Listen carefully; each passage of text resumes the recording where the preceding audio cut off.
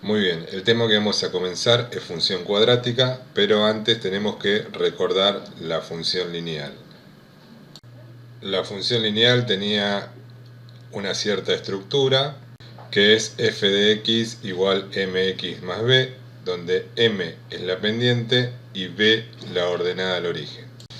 Aprendimos que el gráfico de una función lineal es siempre una recta, que también tiene ciertas características. En este caso m es mayor que 0, o sea que m es positiva, y eso significa que la función es creciente. Cuando m es positivo, la función es creciente y el gráfico queda más o menos así.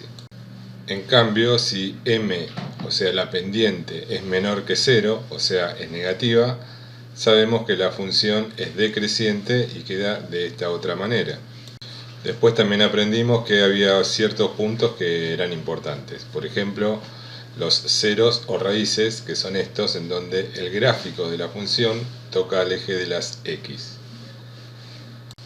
Otro de los puntos que destacábamos cuando hacíamos los gráficos de funciones lineales es la ordenada al origen, que gráficamente me indicaba el valor en donde el gráfico de la función toca al eje de las ordenadas o al eje de las y. Bien, entonces teniendo en cuenta que la función lineal tiene algunos parámetros importantes, que tiene unas letras a las que generalizamos, que es la pendiente y la ordenada al origen, y que siempre tiene la misma estructura, por analogía vamos a ver la función cuadrática, que también tiene una estructura definida y es esta que tenemos acá. Esa estructura es un número multiplicado por x al cuadrado, ese número lo llamamos a, más otro número multiplicado por x, a ese número lo llamamos b, más otro número que no tiene nada, que ese sería nuestro término independiente. Entonces, como la función lineal tiene como gráfico una recta, la función cuadrática va a tener también un gráfico específico que no va a ser una recta, sino que va a ser una especie de curva que se llama parábola, y siempre su gráfico va a tener esta forma. Lo único que tenemos que tener en cuenta es que a veces esa parábola va a quedar mirando hacia arriba, como una manera sencilla de decirlo, y a veces va a quedar mirando hacia abajo. Va a tener concavidad positiva o concavidad negativa. ¿De qué depende esa concavidad? Del valor de a, del signo de a en realidad. Si a es mayor que 0, a es este numerito que multiplica la x cuadrado. Si a es mayor que 0 va a tener concavidad positiva, y si a es menor que 0 va a tener concavidad negativa.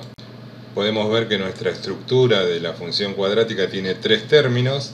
El término que tiene la x al cuadrado lo llamamos término cuadrático, en donde tenemos a este famoso a, al que vamos a llamar coeficiente principal. Después el término que tiene a la x sin la potencia se llama término lineal, ¿está bien? Y el término que está solito, sin x, se llama término independiente.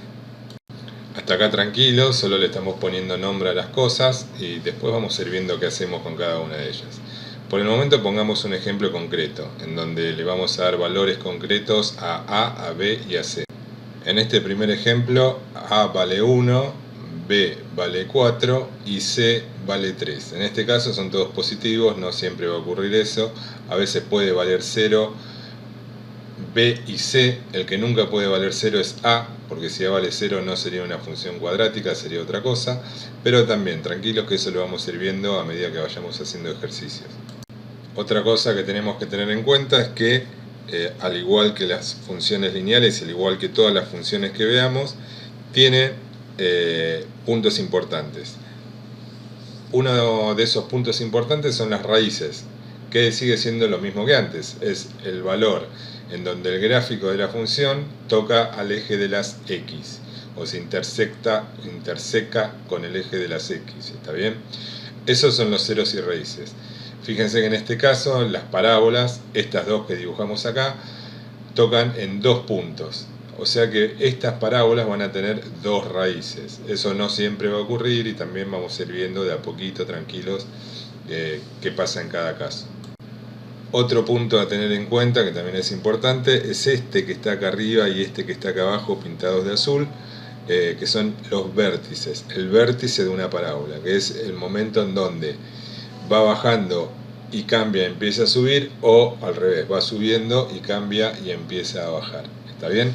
Veamos, hagamos un gráfico bien en GeoGebra como corresponde. Vamos a graficar ese ejemplo que teníamos ahí, que era x cuadrado más 4x más 3. Y me voy a traer el gráfico para este lado, así lo puedo escribir un poquitito arriba. Bueno, entonces voy a escribir la fórmula acá para tenerla presente.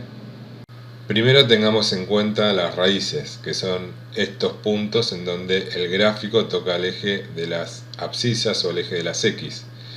Lo toca en -1 y en -3. Entonces esas van a ser mis dos raíces.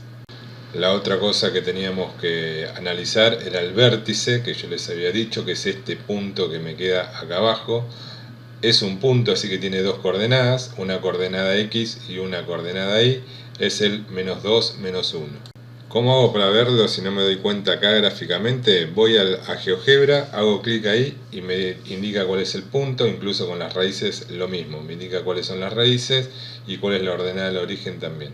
Simplemente haciendo clic en GeoGebra o con el dedo si están trabajando con el teléfono, GeoGebra les indica claramente cuánto vale cada una de esas cosas. Bien, volvamos acá y vamos a ver que acá hay como una línea imaginaria que es vertical, paralela al eje de las ordenadas o al eje de las Y que pasa justo por el vértice. ¿Está bien? O sea, en la coordenada X del vértice, que la coordenada X del vértice es -2, tenemos algo que llamamos eje de simetría. El eje de simetría pasa por X igual a -2. Y por último, por hoy, vamos a ver los intervalos de crecimiento y de decrecimiento. ¿Se acuerdan que la función lineal era creciente o era decreciente? Acá tengo esta parte que va decreciendo, va para abajo, la función es decreciente claramente, pero tengo el otro lado que es creciente. ¿Dónde tengo que mirar ese intervalo? En el eje de las X.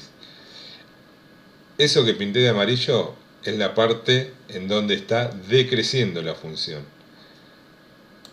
Y de este otro lado, que lo estoy pintando de una especie de violeta, la función va creciendo, va para arriba. Entonces voy a tener una parte que va para abajo, va decreciendo, y una parte que va para arriba, va creciendo.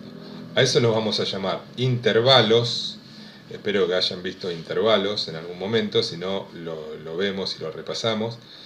Uno va a ser el intervalo de decrecimiento, que va desde menos infinito hasta -2, hasta el valor en donde está el eje de simetría siempre. Hasta este valor, ¿sí? Tengo que mirarlos en el eje de las X. Y el intervalo de crecimiento, la parte que va para arriba, va desde ese mismo punto, desde -2 hasta más infinito. Bien, con eso creo que estarían en condiciones de realizar las actividades del libro que les indiqué en el trabajo práctico número 2. Cualquier duda me consultan, sean felices, nos vemos pronto.